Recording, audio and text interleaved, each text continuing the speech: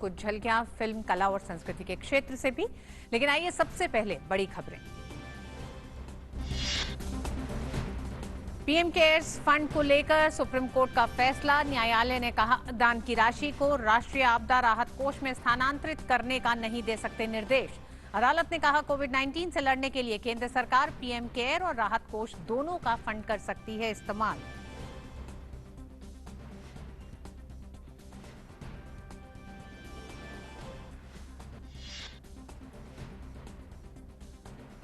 उपराष्ट्रपति एम वेंकैया नायडू ने आज नवप्रवर्तन संबंधी उपलब्धियों के लिए अटल रैंकिंग ऑफ इंस्टीट्यूशंस के नतीजे जारी किए।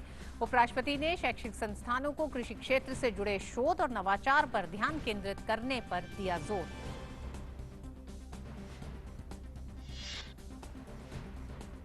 शिक्षा मंत्रालय की इस पहल का मकसद भारत में उच्च शिक्षा संस्थानों और विश्वविद्यालयों को उनके द्वारा किए गए नवाचार, स्टार्टअप और उद्यमियों के विकास के आधार पर रैंकिंग प्रदान करना है।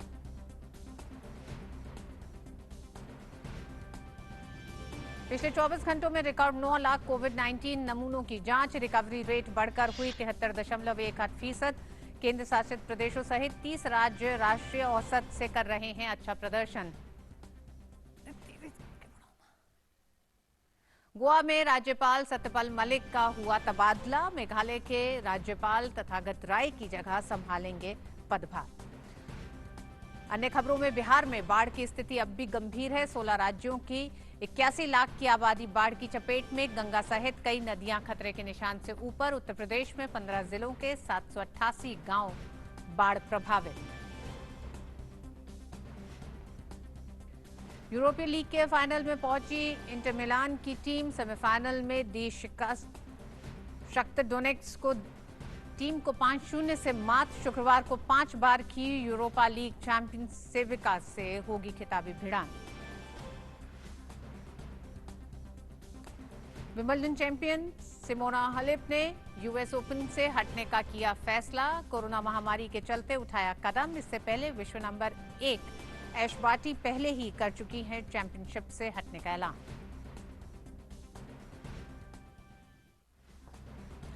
और आइए खबरों को विस्तार से देखते हैं। सुप्रीम कोर्ट ने आज फैसला दिया है कि पीएम केयर्स फंड का पैसा एनडीआरएफ में ट्रांसफर नहीं होगा।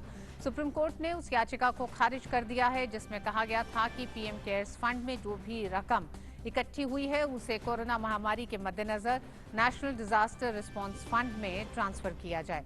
मामले की सुनवाई के दौरान केंद्र सरकार की ओर से पेश सॉलिसिटर जनरल तुषार मेहता ने जस्टिस अशोक भूषण की अगुवाई वाली बेंच के सामने कहा था कि पीएम केयर्स फंड स्वैच्छिक है, जबकि एनडीआरएफ बजट आवंटन के दायरे में है।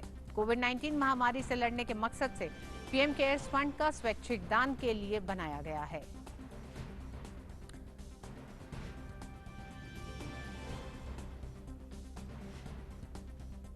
और इस पूरे मामले पर और जानकारी के लिए हमारे साथ जुड़ गए हैं हमारे संवाददाता विकास सारथी। विकास, सबसे पहले तो जानना चाहेंगे, इस सीपीआईएल जो ये एनजीओ है उसने जो अपनी दायर की थी याचिका, उस पर साफ साफ जो सुप्रीम कोर्ट ने आज एक तरह से कह सकते हैं कि इस बात को कह दिया कि पीएम केयर्स का फंड एनडीआरएफ के लिए इस्तेमाल नहीं होगा। लेकिन इस पूरी सुनवाई के दौरान किस तरह की दलीलें सामने आई हैं?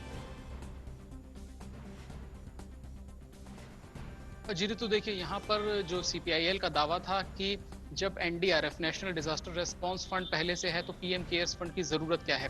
इस पर केंद्र की दलील ये थी कि दोनों में फर्क इतना है कि जो पीएम केयर्स फंड है वो एक चैरिटेबल ट्रस्ट की तरह है जिसमें स्वैच्छिक दान लोग दे सकते हैं। कोर्ट ने भी आज यही कहा कि जो जहां तक NDRF national disaster response fund की बात है उसमें भी अगर लोग कंट्रीब्यूट करना चाहते हैं, दान करना चाहते हैं, तो उसमें कोई कानूनी अड़चन नहीं है। दोनों समानांतर चीजें हैं। कोर्ट इस बात का निर्देश नहीं दे सकता कि पीएम केयर्स फंड का जो पैसा है उसको एनडीआरएफ में ट्रांसफर किया जाए, उसमें स्थानांतरित किया जाए। इसके अलावा कोर्ट ने कहा कि पूरी तरह से ये स्वैच्छिक है और जिसको ये डोनेट करने वाले पर निर्भर करता है कि वो एनडीआरएफ में डोनेट करना चाहता है या पीएम केयर्स फंड में। और इस तरह का कोई विवाद नहीं है कि किसी तरह की कोई कानूनी अड़चन है जिसकी वजह से लोग नेशनल डिजास्टर रिस्पांस फंड में पैसा ना देकर के पीएम केयर्स फंड में देने के लिए बाध्य हों। तो विकल्प लोगों के सामने है। इसमें जो चुनना है वो डोनेट करने वाले को चुनना है, कोई कानूनी अड़चन नहीं है। और केंद्र सरकार का ये कहना था कि एक चैरिटेबल ट्रस्ट की तरह से पूरी तरह वॉलेंट्री कंट्रीब्यूशन है इसमें। एनडीआरएफ पे बहुत कुछ पैसा, ज्यादातर पैसा सरकार की तरफ से दिया जाता है, वो फंड्स अलग हैं इन पीएम केयर्स फंड के साथ, जो कि पूरी तरह से वॉलेंटरीली डोनेशन पर बेस्ड है। उससे उससे इन दोनों की तुलना नहीं की जा सकती और इसलिए कोर्ट को हस्तक्षेप करने की कोई जरूरत नहीं है। जहां तक ऑडिटिंग को लेकर के सवाल उठाए गए थे तो ये कहा गया कि उसकी भी ऑडिटिंग की व्यवस्था है। पीएम केयर्स फंड की ऑडिटिंग की व्यवस्था अलग है, एनडीआरएफ से अलग होगी, सीएजी के तहत नहीं है, लेकिन उसका भी एक ऑडिट है। और यहाँ पर एक और बात पिटिशनर्स ने ये कही थी कि वो एक नई पॉलिसी की डिमांड कर रहे थे, एक नए एक्शन प्लान की डिमांड कर रहे थे। कोर्ट ने ये कहा कि सरकार ने जो कोविड से निपटने के लिए एक्शन प्लान बनाया है वो अपने आप में काफी है, इसीलिए किसी नए एक्शन प्लान की मांग करना या कोर्ट के द्वारा किसी नए एक्शन प्लान के लिए निर्देश देना, इसका कोई औचित्य नहीं है।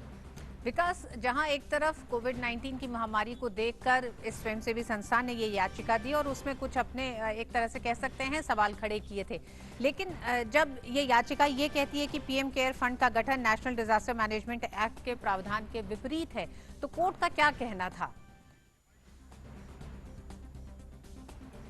देखिए, कोर्ट ने कहा कि अगर ऐसा आप मानिए कि अगर एनडीआरएफ को एकदम हटा करके पीएम केयर्स फंड ही एक विकल्प होता तो इस दलील में दम होता, लेकिन कोर्ट ने ये नोट किया कि डिजास्टर मैनेजमेंट एक्ट के तहत जो फंड्स की व्यवस्था है वो अभी भी एग्जिस्ट करती है, वो उस पर किसी तरह का कोई प्रभाव नहीं है पीएम केयर्स फंड का। ये जो एक नया फंड बनाया गया है वो एक चैरिटेबल ट्रस्ट की तरह, इसीलिए ये कहना कि डिजास्टर मैनेजमेंट एक्ट का कहीं वायलेशन केयर्स फंड बनाने से वो तर्कसंगत कोर्ट को नहीं लगा। कोर्ट ने इस तरह का कोई दखल नहीं दिया इस मामले में और इस बात से भी इनका पीएम केयर्स फंड का पैसा नेशनल डिजास्टर रेस्पॉन्स किया जाना चाहिए।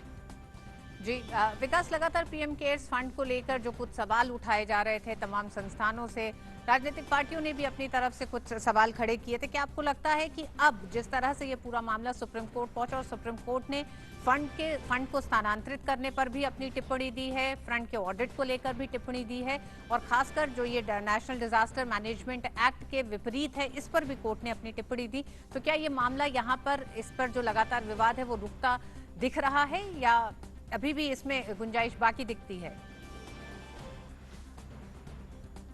ऋतु, बिल्कुल इस विवाद पर लगाम लग जानी चाहिए। अब ये डिपेंड करता है पॉलिटिकल पार्टीज पर और जो कुछ एनजीओज इस बात को उठा रहे हैं कि वो आगे भी क्या इस बात को जारी रखेंगे।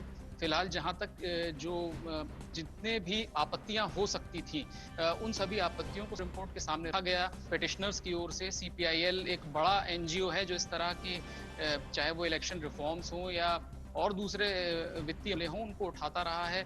तो यहाँ पर जो जो रीजंस सीपीआईएल ने रखे थे उनका कोर्ट ने जवाब दिया है और इसके बाद कानूनी तौर पर तो इसमें जान नहीं बचती है कि इस विवाद को खड़ा रखा जाए, लेकिन पॉलिटिक्स में सुप्रीम कोर्ट के फैसलों के बाद भी हमने देखा है कि बयानबाजी जारी रहती है। पहले भी बहुत से विषयों पर हुई है, तो ये तो निर्भर करेगा उन लोगों पर जो अभी तक इस बात पर सवाल उठा रहे थे, लेकिन कोर्ट ने उन सभी आपत्तियों का जवाब यहाँ पर दे जरूर दिया है और इन पर लगाम लगनी चाहिए।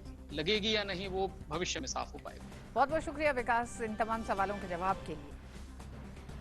अगली खबर में भाजपा अध्यक्ष जेपी नड्डा ने पीएम केयर्स फंड पर सुप्रीम कोर्ट के फैसले का स्वागत किया है, लेकिन इसके साथ ही उन्होंने विपक्ष पर जोरदार हमला किया और कहा कि पीएम केयर्स पर अदालत के फैसले ने दिखा दिया कि कांग्रेस और उसके सहयोगियों की दुर्भावना और द्वेषपूर्ण कोशिशों के बावजूद सत्य की चमक बरकरार रहती है। जेपी नड्डा ने पीएम केयर्स पर सुप्रीम कोर्ट के फैसले को कांग्रेस के पूर्व अध्यक्ष राहुल गांधी के लिए भी झटका माना है और ट्वीट में कहा है कि अदालत का फैसला राहुल गांधी और उनके किराए के कार्यकर्ताओं की कुटिल चाल को झटका है।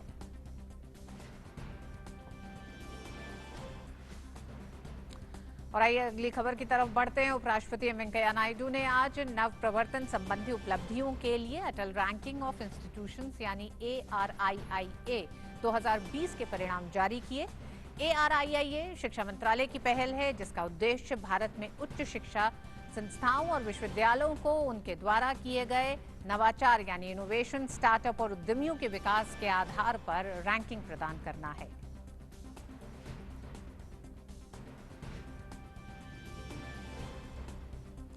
उपराष्ट्रपति वेंकैया नायडू ने अटल रैंकिंग ऑफ इंस्टीट्यूशंस के नतीजे जारी करते हुए कहा कि नवाचार को एक आंदोलन बनाना चाहिए। भारत ने पिछले 5 सालों में नवाचार के क्षेत्र में काफी प्रगति की है।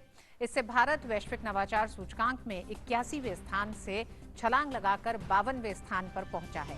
उन्होंने बताया कि नई शिक्षा नीति में भी नवाचार को प्राथमिकता दी गई है। Innovation should become a movement. That is the need of the hour. During the last 5 years, India has made considerable progress in the field of innovation and entrepreneurship. No doubt about it. At the world level, we have moved from 81st position to 52nd position in Global Innovation Index. The government has taken a number of initiatives to inculcate the spirit of innovation among students. New national education policy has a sharp focus on this aspect and has made a number of recommendations that will foster innovation. उपराष्ट्रपति ने कहा कि नवाचार को बढ़ावा देने के लिए एक अनुकूल माहौल तैयार करने में इस अटल रैंकिंग ऑफ इंस्टीट्यूशंस का महत्वपूर्ण योगदान है। प्रधानमंत्री नरेंद्र मोदी नवाचार के क्षेत्र को बढ़ावा देने के लिए सुधार, प्रदर्शन और परिवर्तन का मंत्र दिया है। Atal ranking of institutions on innovation achievements is a major step to recognize excellence in creating this conducive environment to innovate. It was rightly named after the great son of this great country, Sri Atal Bihari Vajpayee. Our Prime Minister is accelerating reforms. Reform, perform, transform is the mantra he has given. So everyone working in every field should think on those three. और इस मौके पर शिक्षा मंत्री रमेश पोखरियाल निशंक ने कहा कि इस नई शिक्षा नीति में छात्रों को सभी विषयों को चुनने की आजादी और खुलापन मिला है। ये बहुत ही अभिनव प्रयोग है जो छात्रों को शिक्षा में और बेहतर बनाएगा। जो हम नई शिक्षा नीति को लेकर के आए हैं उसमें सभी छात्रों को पहली बार खुलापन मिला है। उनको विषय की भी चुनने की आजादी है। यदि 2 साल का वो कोई कोर्स कर रहा है, 4 साल का होना था लेकिन 2 ही साल में छोड़ के जाता है, तो पहले वर्ष में उसको सर्टिफिकेट मिल जाएगा, दूसरे वर्ष में उसको डिप्लोमा मिलेगा, फिर उसको डिग्री मिलेगी और क्रेडिट बैंक उसका बन रहा है। यदि वो छोड़कर दोबारा आना चाहता है तो फिर वहीं से वो शुरू करता है। डिजी लॉकर्स की व्यवस्था की बहुत ही अभिनव है छात्र के लिए, उसके जीवन में आगे बढ़ने के लिए बिना किसी रोक टोक के। ये पहली बार हम इन लचीलेपन को लाए हैं। और इस खबर पे और जानकारी के लिए हमारे साथ जुड़ रहे हैं हमारे संवाददाता निशांत, सबसे पहले तो शिक्षण संस्थानों में इनोवेशन को बढ़ावा देने के लिए अटल रैंकिंग की शुरुआत की गई। इस साल के जो पुरस्कार जिनका चुनाव हुआ है उनमें जो शुरू के जो कह सकते हैं कि जो 5 चुने गए संस्थान हैं उनमें किस तरह की विशेषताएं पाई गई हैं, क्योंकि चरणबद्ध तरीके से एक तरह से जो सूचक हैं उनको टैली किया गया है, देखा गया है। जी देखिए, ये इस बार जो अटल नवाचार रैंकिंग जिसकी घोषणा अभी से थोड़ी देर पहले हुई है, ये दूसरी रैंकिंग है।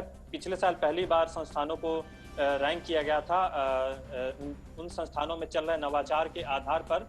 और ऋतु, आपको मैं बता दूं कि जिन जिन संस्थानों की रैंकिंग की गई है उन संस्थानों में नवाचार पर काफी जोर दिया गया। जैसे कि हम बात करें, इस बार की रैंकिंग की बात करें तो सबसे पहला स्थान जो कि इंस्टीट्यूट ऑफ नेशनल इम्पोर्टेंस हैं और जो सेंट्रल गवर्नमेंट के जो इंस्टीट्यूट्स हैं उनमें पहली जो रैंकिंग है वो आईआईटी मद्रास को मिली है। उसके बाद आईआईटी बॉम्बे, उसके बाद आईआईटी दिल्ली, उसके बाद Indian institute of science Bengaluru की बात करें या फिर उसके बाद आईआईटी खड़गपुर।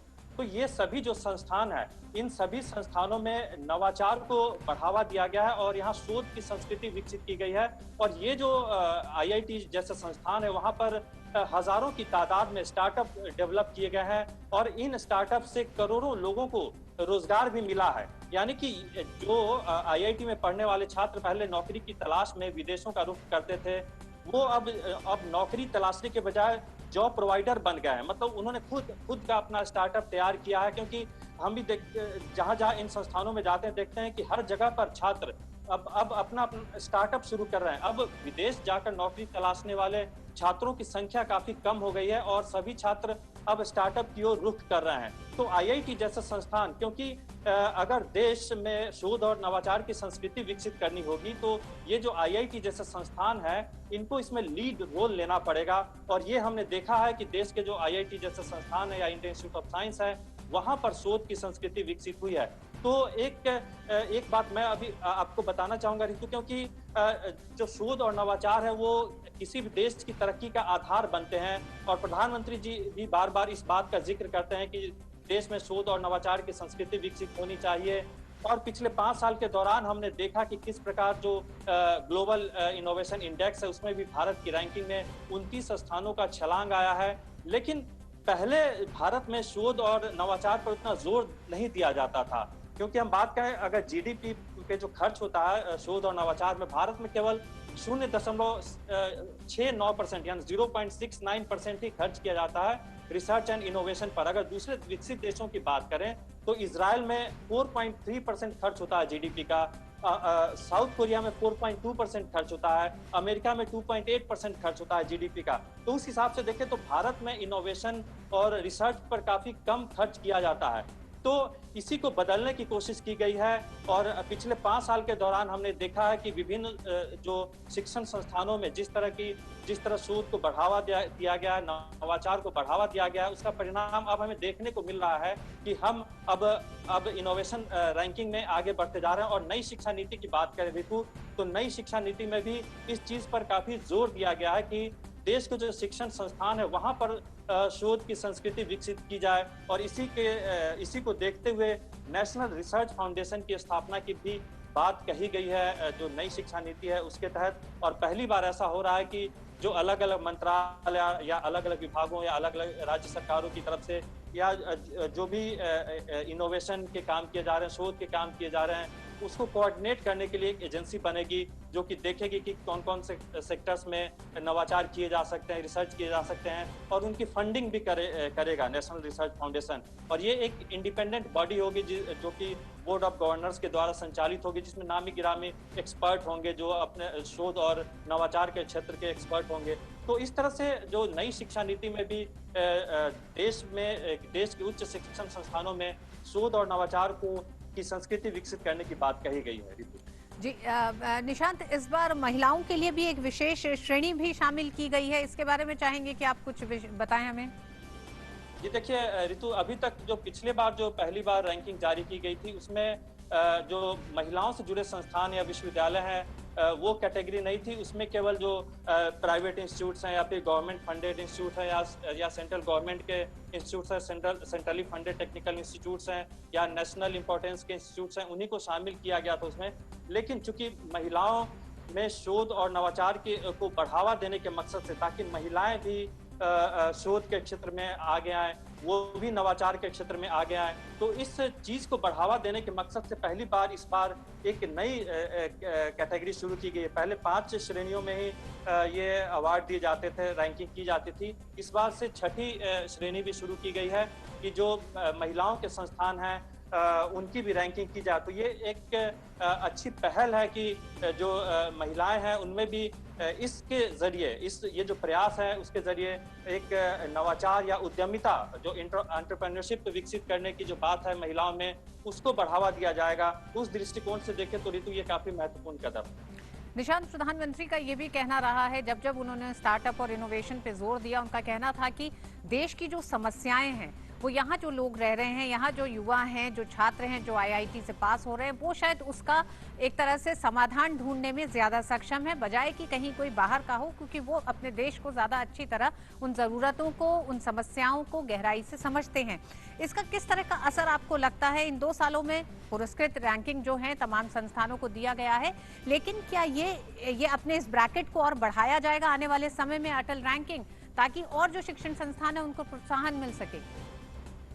जी देखिए, पिछले साल के मुकाबले इस बार की बात करें तो पिछले साल जहां 400 के आसपास ही संस्थान इस रैंकिंग में शामिल हुए थे, इस बार 674 संस्थान इस रैंकिंग से जुड़े हैं। तो आने वाले समय में निश्चित तौर पर अभी चूंकि ये दूसरा साल ही है तो अगले साल और ये उम्मीद कर सकते हैं कि और ज़्यादा संस्थान इसमें शामिल होंगे। और जहाँ तक जो देश की सामाजिक समस्याएं हैं उनका समाधान देश में ही विकसित करने की बात है, तो निश्चित तौर पर प्रधानमंत्री ने हर बार इस बात पर जोर दिया है। और जब भी वो जो विभिन्न शिक्षण संस्थानों में जाते हैं तो इस बात का जिक्र करते हैं कि जो देश की विभिन्न समस्याएं हैं उनका समाधान देश में ही होना चाहिए। और इसी के तहत आज भी उपराष्ट्रपति जब कार्यक्रम को संबोधित कर रहे थे तो उन्होंने कहा कि जो एग्रीकल्चर सेक्टर की जो समस्याएं हैं, किसान कृषि क्षेत्र की, उनका हल भी ढूंढना चाहिए जो उच्च शिक्षण संस्थानों को, क्योंकि जैसा कि उन्होंने कहा कि बहुत सारी ऐसी चीजें हैं जैसे आलू, प्याज या टमाटर जिनका बम्पर उत्पादन होता है देश में, लेकिन वो सड़ जाते हैं। तो कैसे इस तरह की चीजें जो कि बर्बाद हो सकती है, खराब हो सकती है, उनको प्रिजर्व किया जा सके, इस चीज को लेकर इनोवेट किया जाए। कैसे किसानों तक सही सूचनाएं मुहैया कराई जाए, इस चीज को लेकर संस्थानों में इनोवेशन किया जाना चाहिए। तो इस तरह की बातें अब देखने को मिल रही हैं और यही वजह है ऋतु कि पिछले 4-5 सालों से हमने देखा कि एक देश में स्मार्ट इंडिया हैकाथॉन भी शुरू किया गया, जिसमें देश भर के तमाम इंजीनियरिंग कॉलेज के छात्र शामिल होते हैं और वो लगातार जो देश की विभिन्न समस्याएं हैं उस पर काम करते हैं। तो ये एक इसमें सॉफ्टवेयर और हार्डवेयर दोनों तरह की चीजें होती हैं कि एक इनोवेटिव तरीके से कैसे जो देश की विभिन्न समस्याएं हैं उसका हल ढूंढा जाए, क्योंकि जब इन चीजों को आप इंपोर्ट नहीं कर सकते हैं कि विदेश से आप रिसर्च या इनोवेशन करके देश की समस्याओं का हल ढूंढे। तो निश्चित तौर पर जो हमारे देश के जो शिक्षण संस्थान हैं उनमें इस चीज को बढ़ावा दिया जा रहा है कि जो विभिन्न सामाजिक समस्याएं हैं उनका समाधान ढूंढा जाए किस तरह से। तो इस तरह के जो प्रयास हैं, चाहे स्मार्ट इंडिया हैकाथॉन है, चाहे अटल इनोवेशन रैंकिंग है, ये प्रयास इस दिशा में आने वाले समय में और मील का पत्थर साबित होंगे। जी हाँ, बिल्कुल निशान, जिस तरह से आपने तमाम एक तरह से सूचक जो बताए हैं, चाहे वो जीडीपी का कंट्रीब्यूशन बताया हो या फिर लगातार ये संस्थान जो इनोवेशन पे जोर दे रहे हैं, इनोवेशन और शोध यानी रिसर्च और नवाचार को लेकर एक पूरी सोच जो मानसिकता थी एक देश में, उसको बदला है इस इन प्रयासों ने और उसका असर आने वाले समय में दिखाई देगा, जिस तरह से आप बता रहे हैं। बहुत बहुत शुक्रिया अभी तक की पूरी जानकारी के लिए। भारत में कल रिकॉर्ड 8,99,864 कोविड-19 नमूनों की जांच की गई है। आईसीएमआर के आंकड़ों के मुताबिक अब तक 3,09,41,264 नमूनों की जांच हो चुकी है। आक्रामक परीक्षण के कारण कोविड-19 पॉजिटिव मामलों की शीघ्र पहचान और आइसोलेशन में मदद मिल रही है। इससे लोगों को प्रभावी उपचार मिल पा रहा है और मृत्यु दर में कमी आई है। केंद्र सरकार की रणनीतियों के कार्यान्वयन ने त्वरित पहचान, समय पर आइसोलेशन और प्रभावी उपचार सुनिश्चित किया है, जिससे मृत्यु दर कम हो गई है। 30 राज्य या केंद्र शासित प्रदेश राष्ट्रीय औसत से अच्छा प्रदर्शन कर रहे हैं। ये भारत के कोविड-19 से मुकाबले के संबंध में एक कह सकते हैं कि बड़ा सूचक है। कोरोना संक्रमण के खिलाफ सरकार के सख्त कदमों की बदौलत रिकवरी रेट में लगातार सुधार हो रहा है। गौरतलब है कि पिछले 24 घंटों में 57,937 कोरोना मरीज ठीक हुए हैं। इसके साथ ही कुल ठीक होने वाले मरीजों की संख्या 19,77,779 हो गई है, जो 73.18% है। वहीं सक्रिय मरीजों की संख्या 6,73,166 रह गई है। मृत्यु दर घटकर मात्र 1.92% रह गई है। पिछले 24 घंटे में 876 मरीजों की मौत हुई है, जिसके साथ ही मौत का आंकड़ा 51,797 पहुंच गया है।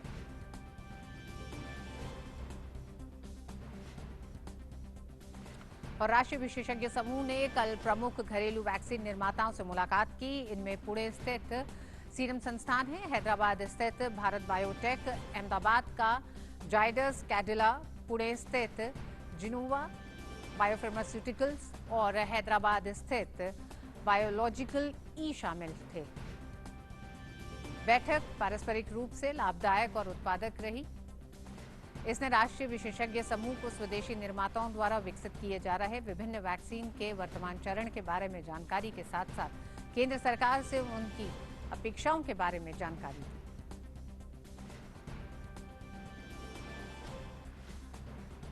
और नितिन सिंह जुड़ रहे हैं कोविड-19 की रोकथाम और प्रयासों की खबर के साथ। नितिन, सबसे पहले तो जानना चाहेंगे रिकवरी रेट जो इस समय है 79.81 है, इसको किस तरह से देखते हैं? लेकिन मरीजों संक्रमण होने की जो संख्या जो बढ़ रही है वो जरूर एक चिंता का विषय है। देखिए, तीन बड़े इंपॉर्टेंट पॉइंट हैं जिनको मैं समझाना चाहूँगा कि सबसे बड़ी बात यह है कि जो टेस्टिंग कैपेसिटी है वो लगातार बढ़ती जा रही है और आज पिछले 24 घंटे की हम बात करें तो 9 लाख एक दिन में टेस्टिंग हुई है सैंपल्स की। इसके अलावा 73% से ज़्यादा रिकवरी रेट हो गया है और पिछले 24 घंटे में 57,000 से अधिक लोग इलाज के बाद ठीक होकर अपने घर गए। ये तीन ऐसे आंकड़े हैं जो सरकार की जो रणनीति है टेस्ट, ट्रेस और ट्रीटमेंट की, उसका एक बेहतर रिजल्ट है। सबसे बड़ी बात है कि जो टेस्टिंग कैपेसिटी अगर बढ़ रही है तो इससे होता है कि समय पर लोगों की पहचान होती है बीमारी की और जब पहचान होता है तो उनको आइसोलेट किया जाता है, उनकी ट्रीटमेंट समय पर होती है ताकि वो जल्द से जल्द ठीक होते हैं। दूसरा, जो संक्रमण का प्रसार है उसको रोकने में कामयाबी मिलती है। अगर उनके साथ में जो कांटेक्ट में आए हैं उनको आइडेंटिफाई करके उनकी पहचान करके उनको आइसोलेट किया जाता है ताकि आगे संक्रमण न फैले।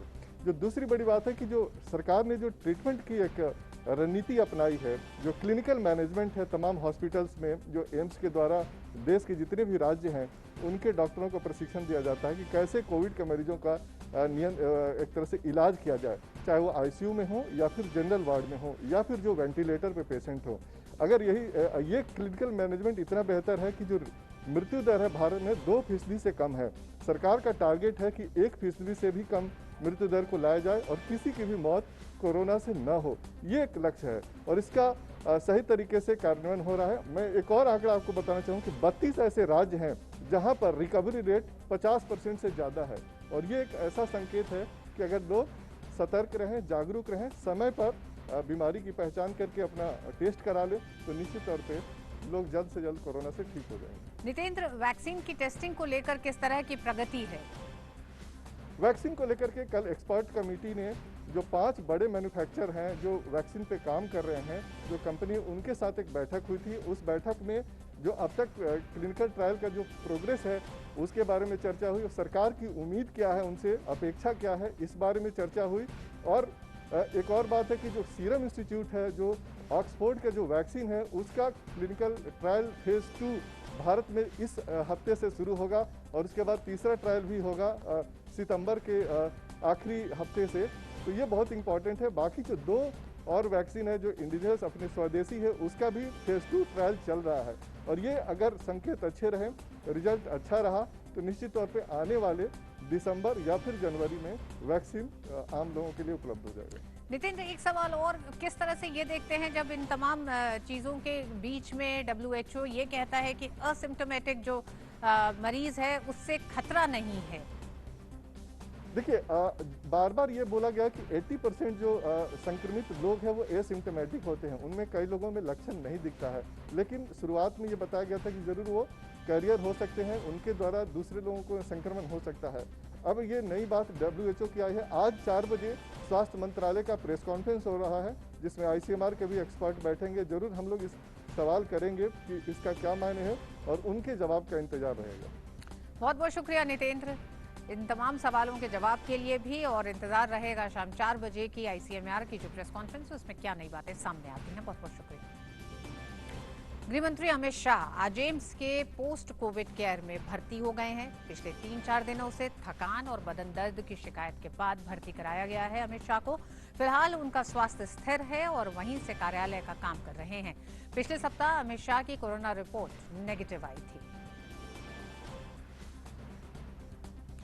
पूर्व राष्ट्रपति प्रणब मुखर्जी की सेहत जस की तस बनी हुई है। दिल्ली स्थित आर्मी रिसर्च एंड रेफरल अस्पताल की ओर से जारी एक बयान में कहा गया है कि प्रणब मुखर्जी अब भी वेंटिलेटर सपोर्ट पर है और उनके सभी महत्वपूर्ण पैरामीटर स्थिर हैं। अस्पताल में डॉक्टरों की एक टीम लगातार उनकी सेहत की निगरानी कर रही है। 84 साल के प्रणब मुखर्जी को 10 अगस्त को आर्मी अस्पताल में भर्ती कराया गया था, जहां उनके मस्तिष्क की सर्जरी की गई थी और तभी से वे वेंटिलेटर पे हैं। इससे पहले कोविड-19 जांच में वो वायरस से संक्रमित पाए गए थे। गोवा के राज्यपाल सत्यपाल मलिक को आज मेघालय का नया राज्यपाल नियुक्त किया गया है। राष्ट्रपति कार्यालय ने आज प्रेस रिलीज जारी कर इस बात की जानकारी दी। वहीं महाराष्ट्र के राज्यपाल भगत सिंह कोश्यारी को गोवा के राज्यपाल की अतिरिक्त जिम्मेदारी दी गई है।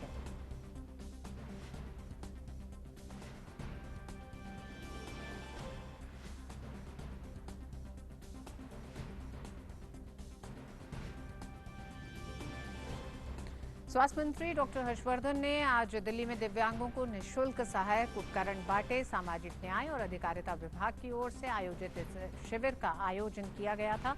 इसमें दिव्यांगों को मोटराइज्ड व्हीकल और सहायक उपकरण वितरित किए गए। इस मौके पर स्वास्थ्य मंत्री ने खुशी जताई कि कोरोना महामारी के बावजूद सामाजिक अधिकारिता शिविर का आयोजन किया गया और इस दौरान सभी ने संक्रमण से बचने के लिए सोशल डिस्टेंसिंग का पालन किया और मास्क पहना। स्वास्थ्य मंत्री ने कहा कि इस तरह के शिविर आगे भी समाज कल्याण, सांसद निधि और स्वयंसेवी संस्थाओं की मदद से चलते रहेंगे। हमारा ये संकल्प है कि अपने क्षेत्र में एक एक परिवार में ढूंढ कर कोई भी दिव्यांग भाई जिसको किसी भी प्रकार की सहायता उपकरण की सहायता की आवश्यकता है उसको हम उपलब्ध कराएं, जिसको समाज कल्याण मंत्रालय और जो हमारा एडिप वगैरह है इनके माध्यम से उपलब्ध करा सकते हैं, वहाँ से कराएं। नहीं तो अपने तरफ से एमपी डेवलपमेंट फंड और दूसरे स्वयंसेवी संस्थाओं के सहयोग से मिलकर हमने 50 से ज़्यादा ऐसे कैंप भी लगाए हैं जहां केवल सुनने की मशीनें और चश्मे हम लोगों को उपलब्ध कराते हैं। प्रधानमंत्री नरेंद्र मोदी ने 30 अगस्त को होने वाले मन की बात कार्यक्रम के 68वें संस्करण के लिए लोगों से सुझाव मांगे हैं। पीएम नरेंद्र मोदी ने ट्वीट करके कहा कि आपको क्या लगता है कि इस बार मन की बात में किन मुद्दों पर संवाद किया जाए। मन की बात का प्रसारण 30 अगस्त को होगा। आप अपना मैसेज 1800117800 यानी 1800117800 पर भेज सकते हैं या फिर नमो ऐप या MyGov ऐप पर लिख सकते हैं। मुझे आपके सुझाव और विचार का इंतजार रहेगा। ये प्रधानमंत्री नरेंद्र मोदी ने 30 तारीख की मन की बात के लिए ट्वीट किया है।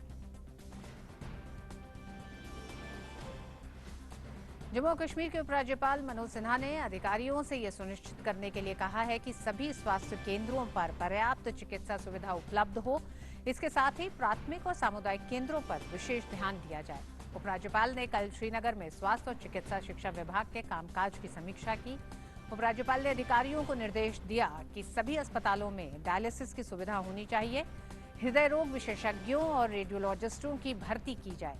उपराज्यपाल ने कहा कि बिना किसी देरी के हर लाभार्थी को प्रधानमंत्री मातृ वंदना योजना का लाभ उपलब्ध कराया जाए।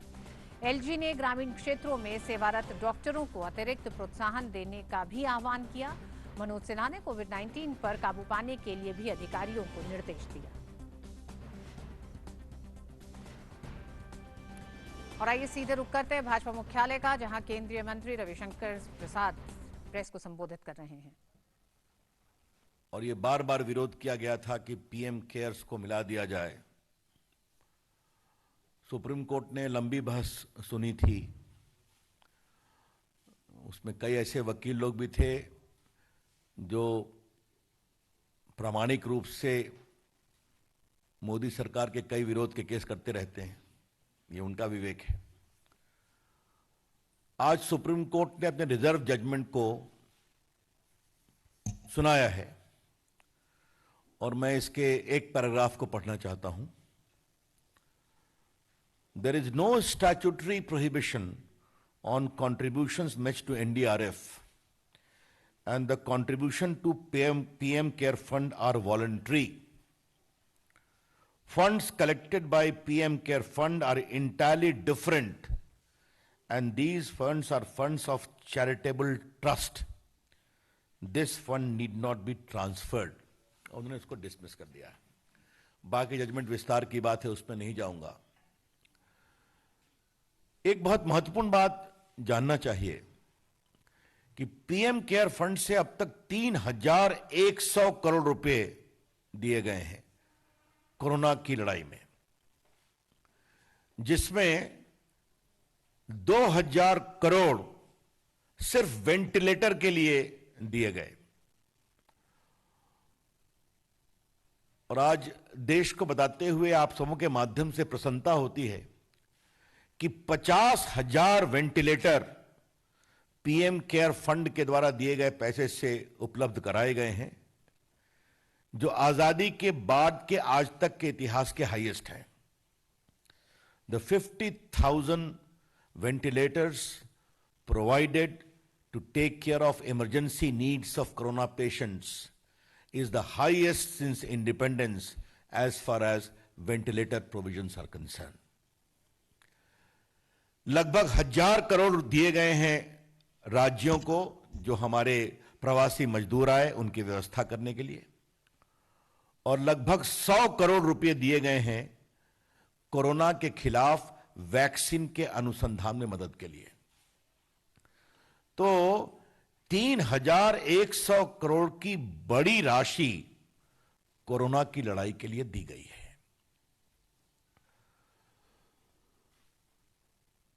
हमारे पार्टी के मंच से आपको बताया गया है और मीडिया में भी आया है कि किस तरह डॉक्टर मनमोहन सिंह की सरकार के समय राजीव गांधी फाउंडेशन को एनडीआरएफ से पैसे दिए गए थे। आज मैं उसको दोहराऊंगा नहीं, और आपने यह भी सुना होगा कैसे 100 करोड़ रुपया बजट के प्रोविजन में भी किया गया था राजीव गांधी फाउंडेशन के लिए। राजीव गांधी फाउंडेशन एक फैमिली फाउंडेशन था, आपको पता है, और आपने यह भी सुना होगा कि राजीव गांधी फाउंडेशन को चीन के एम्बेसी से और चीन की कम्युनिस्ट पार्टी से भी मदद मिली थी। यह चर्चा यहां से हमारे प्रवक्ता मित्र कई बार कर चुके हैं।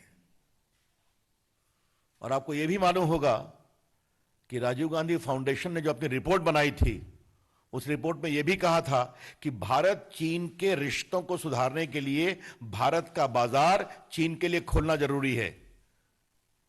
You would recall that on behalf of the party we have shown the report of the Rajiv Gandhi Foundation whereby a special study was done which inter alia recommended that Indian markets needs to be opened for Chinese products to make the relationship more stronger. तो Rajiv Gandhi foundation को कहां से किससे क्या क्या मदद मिली है ये आप सभी जानते हैं। एक बात तो मुझे आपको बताना है जो समझना बहुत जरूरी है कि जो पीएम केयर फंड है ये एक रजिस्टर्ड पब्लिक ट्रस्ट है, रजिस्टर्ड पब्लिक ट्रस्ट। और जो आपके prime minister national relief fund है जिसे कहते हैं पीएमएनआरएफ, ये 1948 में बनाया गया था by an oral observation of the then prime minister.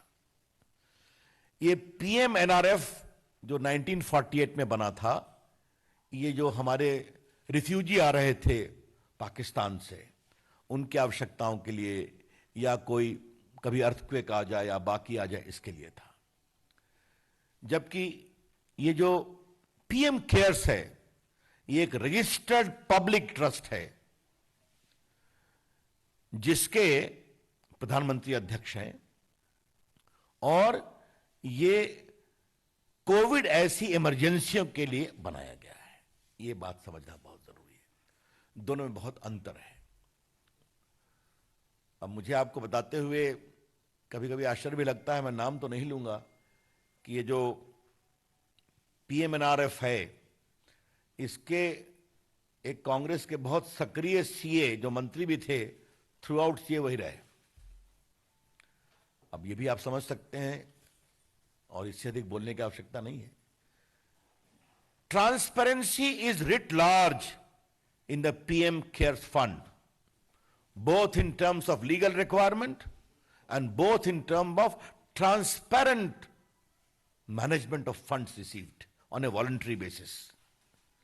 इसमें पूरे फंड वॉलंटरी रूप से आते हैं। तो आज हमारी सरकार के 6 साल पूरे हो गए, हम 7वें साल में हैं, और बहुत गर्व के साथ हम कहना चाहते हैं, और पिछले 6 साल से मैं अपनी सरकार में मंत्री हूं, प्रधानमंत्री के निर्देश पर हमारी सरकार ईमानदारी से काम करती है और अभी तक एक भी भ्रष्टाचार के आरोप लगाने की किसी को तथ्यों के साथ हिम्मत नहीं हुई। अब बाकी कुछ लोग अपना बोलते रहते हैं तो छोड़िए, उसके बारे में क्या कहना है। नरेंद्र मोदी की सरकार ईमानदारी से काम करती है, इससे जनता का आशीर्वाद मिलता है, और वही ईमानदारी पीएम केयर फंड में भी दिखाई पड़ती है। तो चूंकि ये बहुत दिनों से चल रहा था, कई हाई कोर्ट में केस फाइल करवाए गए पीएम केयर फंड के खिलाफ, सुप्रीम कोर्ट में केस फाइल करवाए गए। इसके पीछे राहुल गांधी की टिप्पणी होती थी, परिवार के लोगों की टिप्पणी होती थी, और बहस करने वाले और पिटिशनर भी वही थे जिनका सरकार से विरोध रहता है। तो आज ये निर्णय आया तो मुझे लगा कि आपके सामने इसको रखना चाहिए पार्टी की ओर से। इसी से जुड़ा एक दूसरा महत्वपूर्ण विषय, और यह बात हम बड़ी जिम्मेदारी से कहना चाहते हैं कि कोरोना एक बहुत बड़ा अभिशाप है, भारत ही नहीं दुनिया भर में। इसकी दवा जल्दी आ जाए, हम सब की कोशिश है, दुआ तो है ही है। और जिस तरह से भारत ने प्रधानमंत्री की अगुवाई में कोरोना के खिलाफ जंग लड़ी है, तो जहां लोग एफ्लिक्टेड हुए हैं तो रिकवरी रेट है 70% प्लस। इस बात को समझा जाए। और कोई भी मृत्यु होती है तो दुर्भाग्यपूर्ण है, लेकिन हमारा जो मृत्यु दर है वो भी तुलनात्मक दृष्टिकोण से बहुत कम है अगर आप पूरे मृत्यु दर को देखेंगे।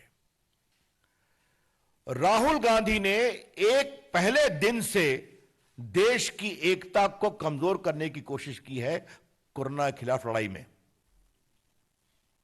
याद करिए, प्रधानमंत्री जी ने कहा था कि देश के doctor, nurses, paramedic staff, ambulance driver, सफाई कर्मचारी, पुलिस, मीडिया, इनके पक्ष में ताली बजाया जाए। याद होगा आपको, हेलीकॉप्टर से फूल बरसाए गए नर्सेज पर, डॉक्टर्स पर। राहुल गांधी ने मजाक बनाया उसका कि ताली बजाने से क्या होगा। और आज पूरी दुनिया डॉक्टरों के पक्ष में सम्मान से ताली बजा रही है, जिसकी शुरुआत प्रधानमंत्री जी ने की थी। जब लॉकडाउन आया तो राहुल गांधी ने क्या कहा, लॉकडाउन से क्या होगा। उनकी बात उनकी सरकार चाहे पंजाब में है या राजस्थान में नहीं सुनती थी। वहां तो लॉकडाउन पहले ही कर दिया गया था, कर्फ्यू भी किया गया था। जब प्रधानमंत्री जी ने कहा कि पूरा देश में आशा के लिए दिया जलाए, मोमबत्ती जलाए, तो पूरे भारत ने दिया जलाया, आशा का दिया, संघर्ष, संकल्प और ऊर्जा का दिया। गरीब ने अपनी झोपड़ी में भी जलाया। राहुल गांधी ने क्या कहा, यह दिया जलाने से क्या होगा।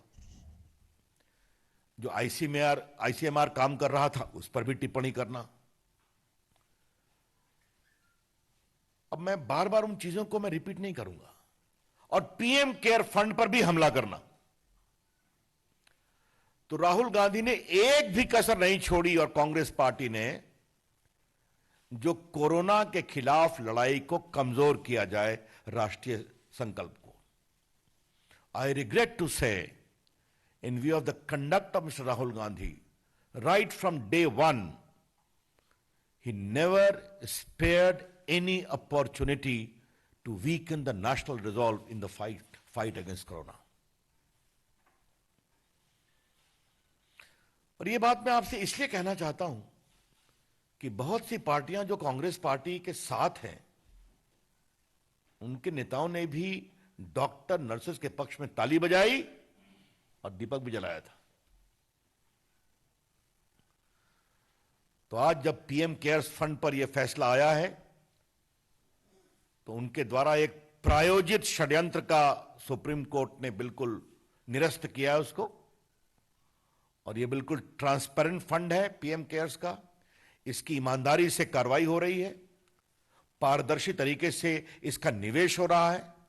मैंने बताया, रिपीट करूंगा, 2000 करोड़, लगभग 50,000 करोड़ वेंटिलेटर खरीदने के लिए, 1000 करोड़ मजदूरों के लिए, उनके पुनर्वास के लिए, और 100 करोड़ वैक्सीन की खोज में मदद करने के लिए।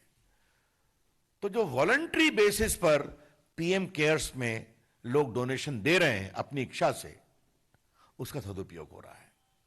और जब सुप्रीम कोर्ट ने मोहर लगाई है, तो मुझे लगा कि आज पार्टी की ओर से हम ये चर्चा करें, आपको बताएं, और किस तरह से कांग्रेस पार्टी और विशेष रूप से राहुल गांधी के द्वारा राष्ट्रीय संकल्प को कमजोर करने की कोशिश की गई, जो कोरोना के समय सबसे अधिक आवश्यक थी, उसकी भी चर्चा करना जरूरी है। That's all from my side, open two questions.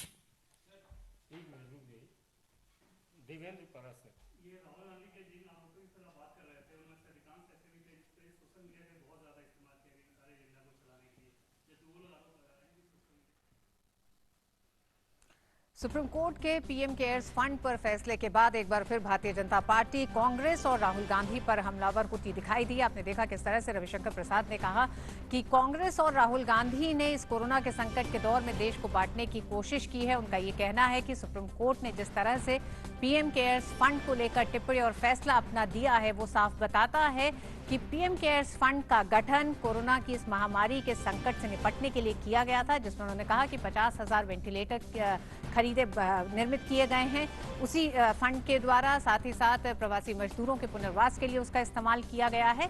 लेकिन राहुल गांधी जिस तरह से लगातार इन तमाम मसलों पर सवाल उठाते रहे हैं, आईसीएमआर के कार्यों पर भी टिप्पणी करते रहे हैं, और उन्होंने एक जगह जाके तुलना भी पीएम केयर्स फंड को, उन्होंने ये कहा कि जहां ये एक तरफ देश में इस कोरोना महामारी से निपटने के लिए इस्तेमाल किया जा रहा है इस फंड का, तो वहीं राजीव गांधी फाउंडेशन का भी जिक्र किया और कहा कि किस तरह से एनडीआरएफ से भी पैसा डोनेट किया गया था राजीव गांधी फाउंडेशन में। तो ये तीखा हमला कांग्रेस और राहुल गांधी पर भारतीय जनता पार्टी का। मीडिया प्राइम में यहाँ वक्त एक छोटे से ब्रेक का, देखते रहिए।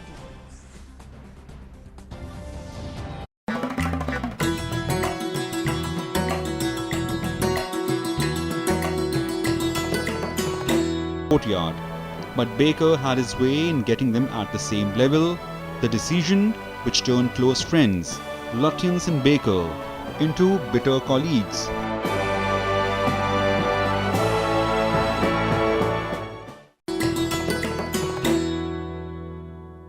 बात खेल की। कप्तान मनप्रीत सिंह सहित भारतीय पुरुष हॉकी टीम के 6 खिलाड़ियों ने कोरोना वायरस को मात देने में सफलता हासिल की है और इन सभी खिलाड़ियों को बेंगलुरु के अस्पताल से छुट्टी मिल गई है। पुरुष और महिला दोनों टीमों के लिए अभ्यास शिविर बेंगलुरु में बुधवार से शुरू होगा।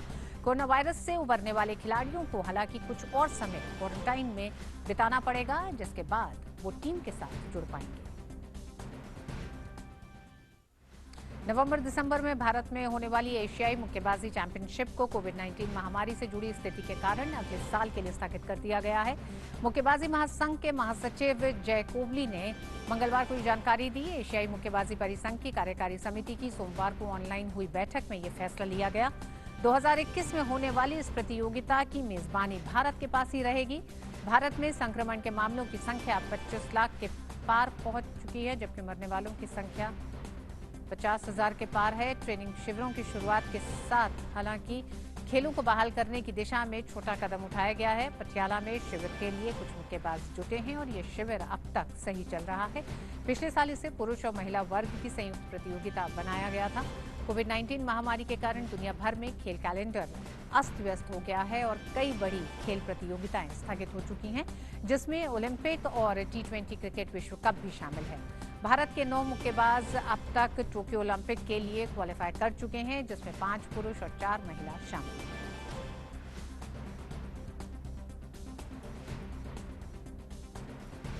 और अब बारी हमारे अगले सेगमेंट लाइव प्राइम की। अब आपको दिखाते हैं पश्चिम चंपारण की एक खबर, जहां गौनाहा प्रखंड में माधोपुर गांव में मजदूरों ने लॉकडाउन के दौरान स्थायी रोजगार का साधन तैयार कर लिया है। यहां 16 मजदूरों ने पेवर ब्लॉक डिजाइन के ईंट बनाने का काम शुरू किया है। पश्चिमी चंपारण के माधोपुर गांव में ये मजदूर लॉकडाउन से पहले श्रीनगर में पेवर ब्लॉक डिजाइन के लिए ईंट बनाते थे, लेकिन कोरोना के मुश्किल दौर में ये अपने गांव लौट आए और अब यहीं रहकर ये खास ईंट बना रहे हैं। इन्हें इस काम में प्रधानमंत्री मुद्रा लोन से काफी मदद मिली। फिर उनकी इस कोशिश को व्यापारियों और जनप्रतिनिधियों का भी खासा समर्थन मिला। भारत सरकार के द्वारा जो आत्मनिर्भर योजना चलाई जा रही है, ये बहुत ही महत्वाकांक्षी योजना है। इससे बाहर से आए हुए जो प्रवासी मजदूर है, वो रोजगार की तलाश में बाहर न जाकर अपने घरों में ये पेवर ब्लॉक ईंट का निर्माण कर रहे हैं, जिससे इनको रोजगार की तलाश में कहीं बाहर नहीं भटकना पड़ रहा है। हाल ही में यहाँ दौरे पर आए मुख्यमंत्री ने भी पेवर ब्लॉक ईंट को देखकर काफी खुशी जताई और मजदूरों के इस कोशिश को सराहा। जिला प्रशासन भी इनके इस काम को जरूरी चीजें उपलब्ध करा रहा है। फिलहाल इन्हें 10 लाख रुपए आवंटित किया गया है, जिससे इनका रोजगार रफ्तार पकड़ चुका है। अभी इस काम में 16 मजदूर जुड़े हैं। लॉकडाउन के चलते हम लोग वापस आए घर। जो काम वहाँ पे कर रहे हैं यहाँ ही अब घर बैठे ही काम करेंगे। और यहाँ पे 16-17 बंदा अभी फिलहाल में काम कर रहे हैं। यहाँ पे हम लोग 400, 500, 600 रुपया भी डेली काम कमा लेते हैं और अपने परिवार के भी साथ रह जाते हैं। इन खास तरह की ईंटों को छोटे पत्थरों और सीमेंट से बनाया जाता है, जिनका इस्तेमाल आमतौर पर एयरपोर्ट, रेलवे प्लेटफॉर्म और पार्क में लोगों के चलने के लिए होता है। कुल मिलाकर गौनाहा के माधोपुर बैरिया गांव के ये मजदूर अपने हुनर का इस्तेमाल करके अपने गांव में ही रोजगार का स्थायी जरिया तैयार कर चुके हैं। बेतिया से आशीष कुमार की रिपोर्ट, डीडी न्यूज।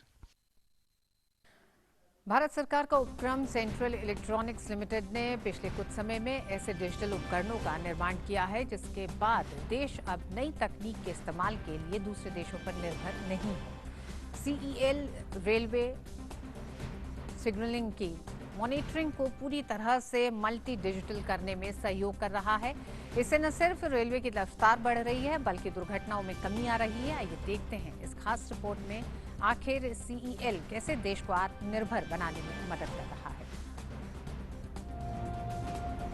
रेलवे के सिग्नलिंग सिस्टम के आधुनिकीकरण में अगर किसी का सबसे अहम योगदान है तो वो है सेंट्रल इलेक्ट्रॉनिक्स लिमिटेड का। जी हां, सीईएल ने पिछले कुछ समय में रेलवे के लिए ऐसा मल्टी डिजिटल मॉनिटरिंग सिस्टम बनाया है जिससे एक जगह से ही यार्ड में या फिर रेलवे स्टेशन में आने जाने वाली रेलगाड़ियों पर नजर रखी जाती है। इससे पहले ये कार्य मैनुअल होता था जिसमें ट्रेनों की रफ्तार रुक जाती थी और दुर्घटनाओं की आशंका बनी रहती थी। मेक इन इंडिया के तहत रेलवे को पूरी तरीके से अब डिजिटल किया जा रहा है। जी हां, इस डिजिटलाइजेशन के माध्यम से जो रेलवे में पहले ज़्यादा से ज़्यादा दुर्घटनाएं देखने को मिलती थी वो नहीं होंगी, जो लेट लतीफ़ी देखने को मिलती थी रेलवे की वो नहीं होगी, रेलों की रफ्तार भी बढ़ेगी, दुर्घटनाएं कम होंगी। इसका रेस्पॉन्स काफ़ी फास्ट है। जैसी ट्रेन मूवमेंट हो तुरंत आगे उसको सिग्नल मिल जाता है कि रूट आगे खाली है और अपना वो स्पीड को उसी स्पीड से मेंटेन रहे। हम बेसिकली यहाँ पे एक्सेल काउंटर बनाते हैं। एक्सेल काउंटर क्या करता है, ट्रैक पे ऑक्यूपेंसी और क्लियरिटी बताता है कि whether train is available on the track और नॉट, और ये मैसेज देता है वो स्टेशन मास्टर। डीडी न्यूज की टीम ने सीईएल में जाकर इन उपकरणों के बारे में जानकारी हासिल की तो पता चला कि इस कंपनी में होने वाला सभी मशीनों का पूरा निर्माण स्वदेशी है। सीईएल ही देश की ऐसी पहली कंपनी है जिसने कलर टेलीविजन का निर्माण किया था।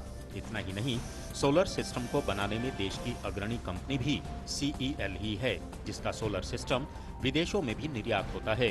हाल ही में इस कंपनी ने दिव्यांग जनों के लिए भी एक विशेष मशीन बनाई है जो किसी भी लिखित मटेरियल को ऑडियो में तब्दील कर देती है। Some of the technologies, all our technologies are in the electronics area. Some of the technologies, important technologies that if you give as an example, then you will understand that how much devoted to do in the Atmanirbhar Bharat program.